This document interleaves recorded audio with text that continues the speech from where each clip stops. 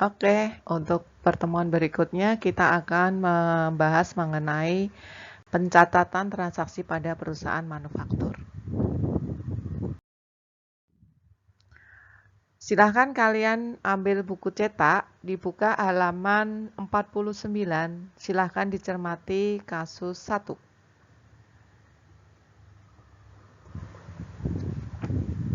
Semua sudah siap? Oke, kita lihat bersama-sama di sana untuk kasus 1.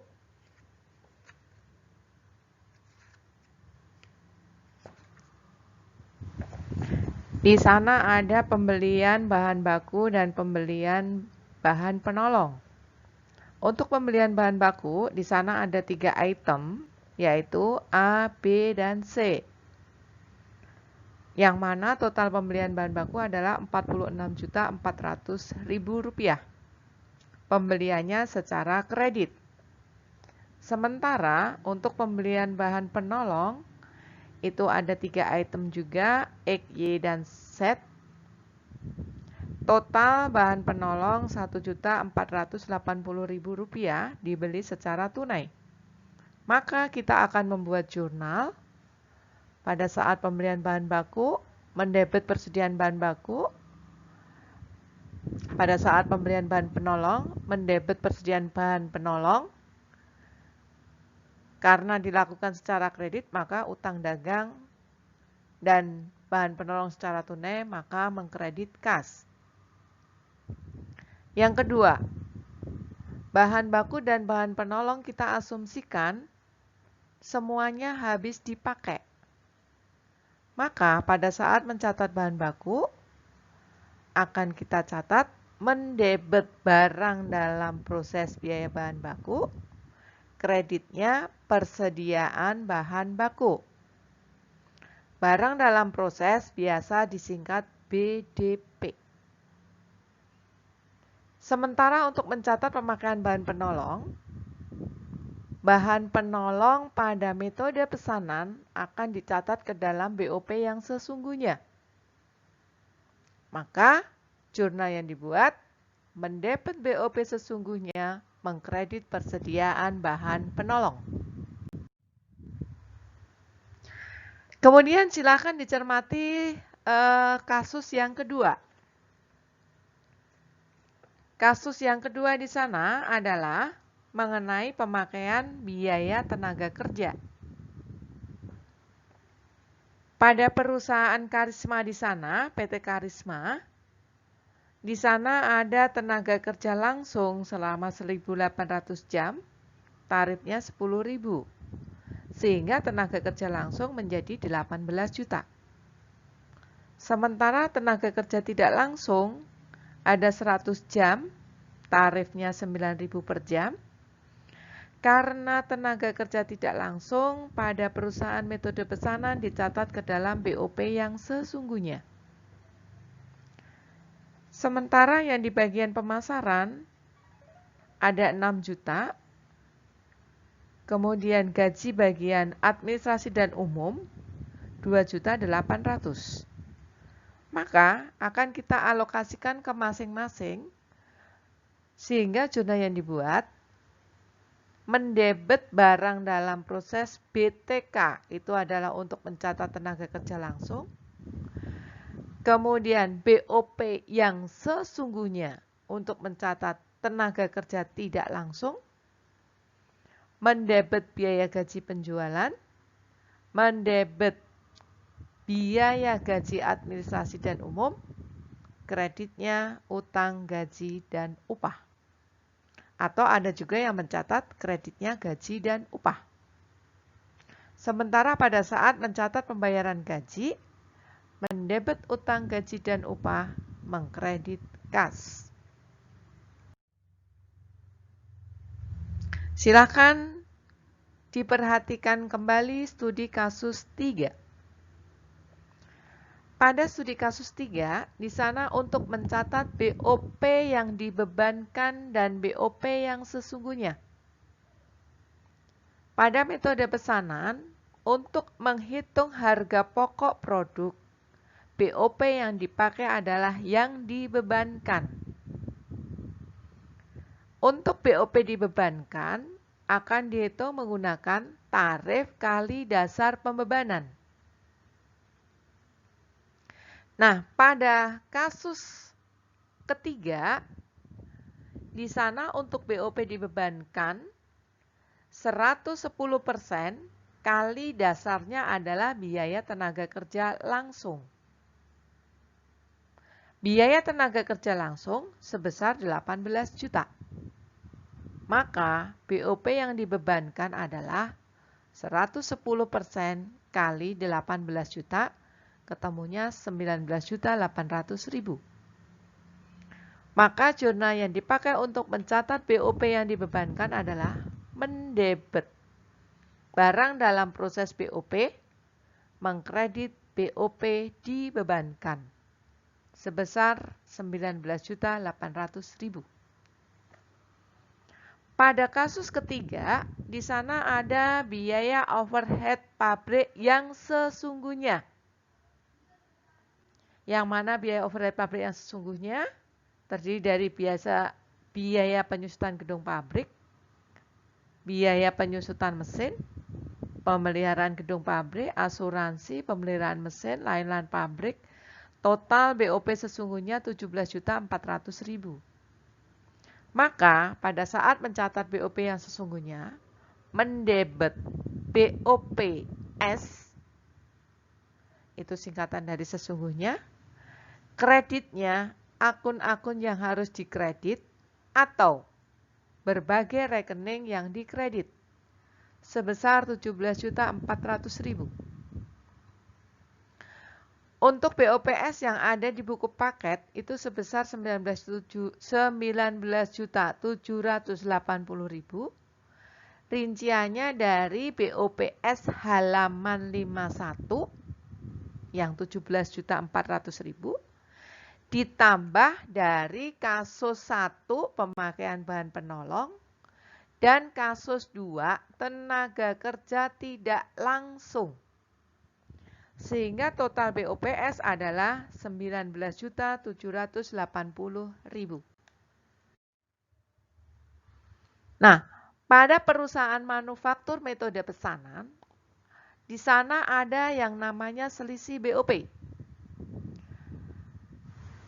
Kenapa bisa terjadi selisih BOP? Selisih BOP ini disebabkan karena BOP dibebankan dan BOP sesungguhnya tidak sama. BOP yang dibebankan adalah BOP yang ditaksir atau BOP yang diperkirakan. Maka akan kita hitung dari tarif kali dasar pembebanan. Sementara BOP yang sesungguhnya adalah biaya overhead pabrik yang sebenarnya terjadi atau yang benar-benar dikeluarkan. Nah, kenapa bisa muncul selisih BOP? Pada saat kita menghitung harga pokok pesanan, BOP yang digunakan adalah BOP yang dibebankan. Sementara BOP yang sesungguhnya adalah BOP yang sebenarnya terjadi dan baru diketahui pada akhir periode. Jika yang kita bebankan kepada produk tidak sama dengan yang sesungguhnya, maka akan terjadi selisih BOP. Nah, yang menjadi pertanyaan berikutnya, kenapa yang dipakai untuk menghitung harga pokok pesanan adalah BOP dibebankan, bukan BOP yang sesungguhnya? Pesanan akan kita hitung harga pokoknya ketika produk selesai diproses. Nah, produk ini selesai diproses bisa kapan saja. Bisa tanggal 15, tanggal 17, tanggal 5, tanggal 2, dan seterusnya. Sementara BOP yang sesungguhnya baru diketahui pada akhir periode. Maka BOP yang dipakai untuk menghitung harga pokok produk pesanan adalah BOP yang dibebankan. Tidak mungkin pada saat menghitung harga pokok pesanan selesainya tanggal 15 akan dihitung nanti pada akhir periode. Maka yang dipakai adalah yang diperkirakan atau yang dibebankan. Nah, untuk pencatatan selisih BOP, kita lihat pada kasus 3. Di sana ada BOP yang dibebankan 19.800.000. BOP yang sesungguhnya 19.780.000. Antara BOP dibebankan dan BOP yang sesungguhnya jumlahnya tidak sama, sehingga terjadi selisih sebesar 20.000. Yang dipakai untuk menghitung harga pokok pesanan adalah BOP dibebankan 19.800.000, sementara BOP yang sebenarnya terjadi 19.780.000. Maka pada saat menghitung harga pokok produk lebih besar daripada yang sebenarnya terjadi. Sehingga terjadi selisih, yang mana selisihnya ini adalah disebut selisih laba. Karena selisih laba, maka akan diperlakukan sebagai pengurang HPP. Pada perusahaan, semua yang terjadi harus dilaporkan. Sehingga selisih di sini juga akan kita laporkan dalam laporan laba rugi, nanti akan berpengaruh terhadap pengurang HPP atau menambah HPP. Nah, untuk pencatatan selisih laba. Selisih laba terjadi apabila BOP dibebankan lebih besar daripada BOP yang sesungguhnya. Maka, jurnal yang kita buat, mendebet BOP dibebankan 19.800.000, mendebet selisih BOP sebesar 20 juta, mengkredit BOP sesungguhnya sebesar 19.780.000. Nah, karena di sana ada selisih laba akan mengurangi HPP. Maka, selisih laba akan kita tutup. Mendebet selisih BOP sebesar 20.000, mengkredit HPP sebesar 20.000.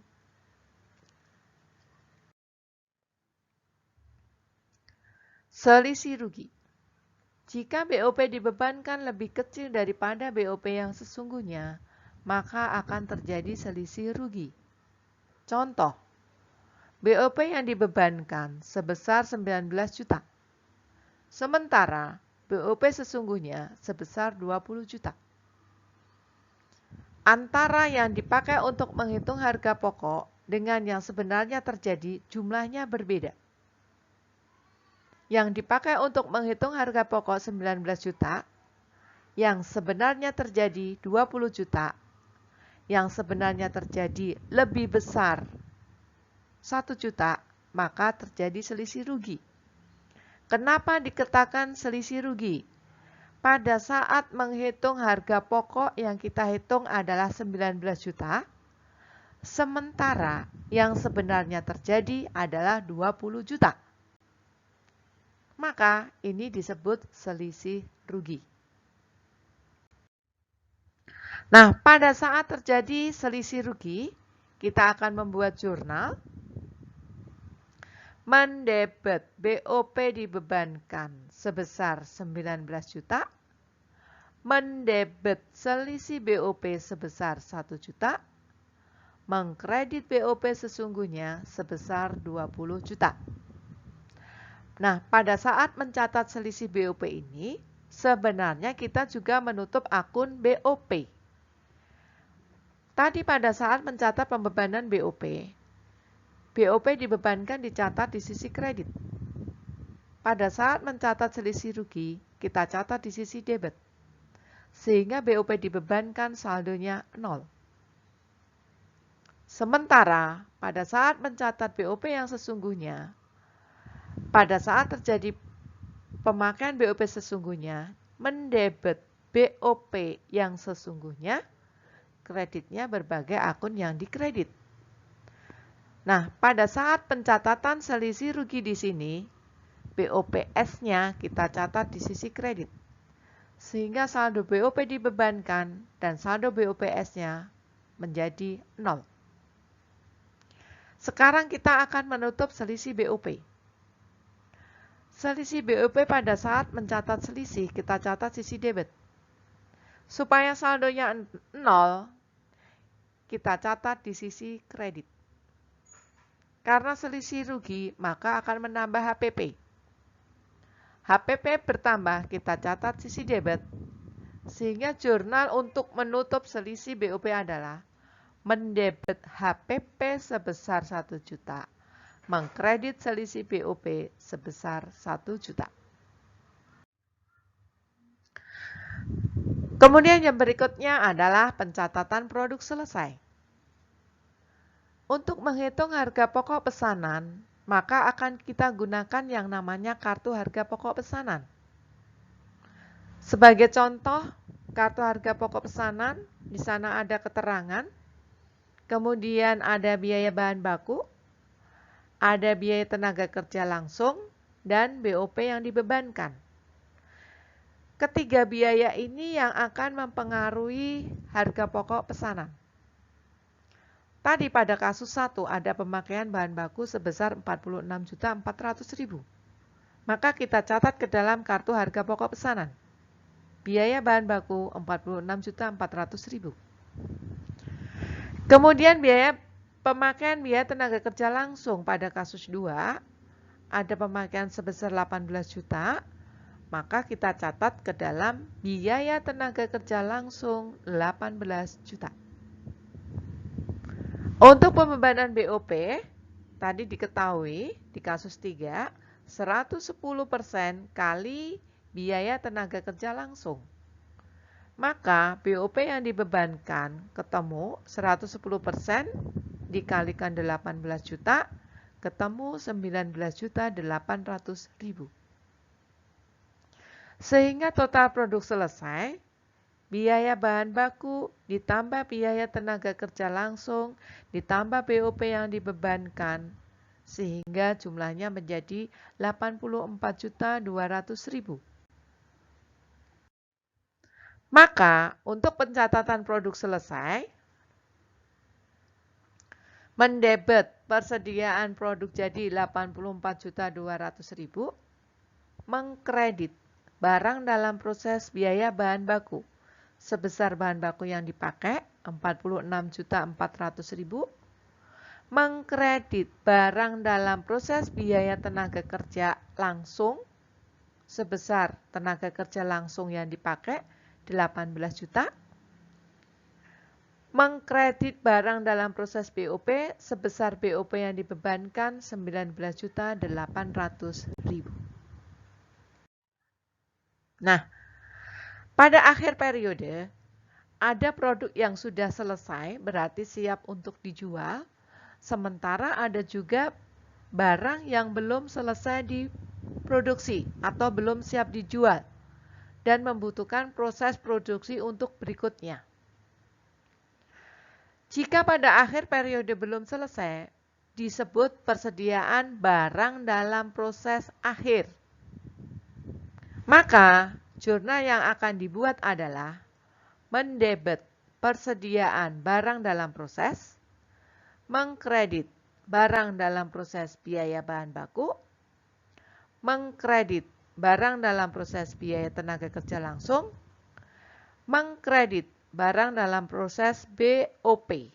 Ini sebesar yang belum selesai. Yang belum selesai bisa kita lihat ke dalam kartu harga pokok pesanan. Pada metode pesanan, masing-masing pesanan akan dibuat kartu harga pokok pesanan masing-masing. Sebagai contoh, jika ada 5 pesanan, maka kita akan membuat 5 kartu harga pokok pesanan. Untuk pencatatan transaksi pada perusahaan manufaktur sampai di sini, jika kalian ada pertanyaan, silahkan dituliskan di kolom komentar. Sekian untuk pertemuan kali ini. Terima kasih.